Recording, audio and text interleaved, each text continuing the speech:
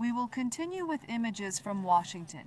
U.S. President Donald Trump welcomed Israeli Prime Minister Netanyahu back to the White House.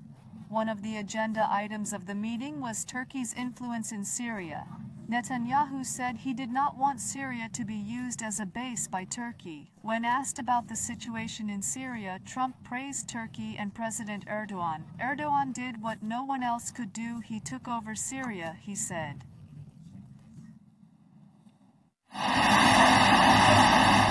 U.S. President Donald Trump and Israeli Prime Minister Benjamin Netanyahu met again at the White House. Netanyahu was the first leader to meet with the U.S. president after Trump's announcement of the tariffs that became the world's news.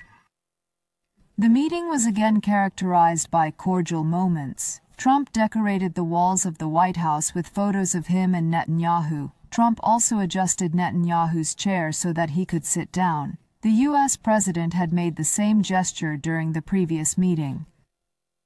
A joint press conference was to be held after the meeting. However, it was cancelled at the last minute.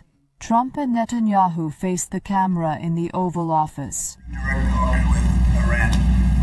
The two discussed Turkey's influence in Syria. Although his country occupies southern Syria, Netanyahu expressed his discomfort with Turkey's presence in Syria. He raised the possibility of a possible war and said he did not want a conflict with Turkey.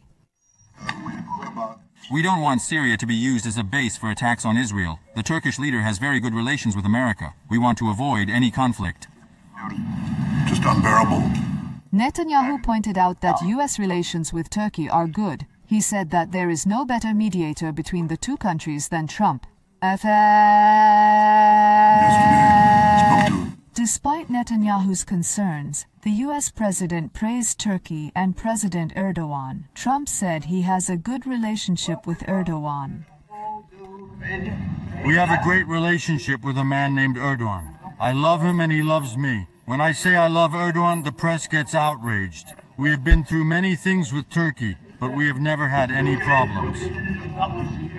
Trump expressed his congratulations to Erdogan on the overthrow of the Assad regime in Syria. He said to Erdogan, "You did what no one else did. You took control of Syria." Trump also described Erdogan as tough and smart.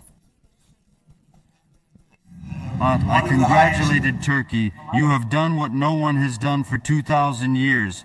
I said you took over Syria. I said you used different names, proxy forces, but you did it. Erdogan told me, no, I didn't do that. I said, yes, it was you, but there is nothing to do. He said, yes, we might have done it. Erdogan is really tough and very smart. He did what no one else could do. You have to give him credit. Trump told Netanyahu that he can help him to solve the problems with Turkey, but he warned Netanyahu that you have to act rationally. I can solve any problem you have with Turkey, but you have to act rationally. Another important topic of the meeting was Gaza. Trump recalled his plan to relocate Gazans. He said that all we want is for the people of Gaza to have the opportunity to go to other countries. He said that some countries are ready to accept Palestinians, stating that the Gaza Strip is besieged. Trump said that it is not us who besieged it. Trump also said that Israel receives $4 billion in aid every year. He also said that this aid will always continue. Trump also spoke about the nuclear tension between Iran and the U.S. We are in talks with Iran. There will be a meeting on Saturday, he said. The U.S. president again wagged his finger at Iran. He noted that Iran would be under great threat if a deal is not reached. On the other hand, journalists asked Trump why he did not impose tariffs on Russia. Trump said that they do not impose tariffs because they do not have trade relations with Russia. I hate to say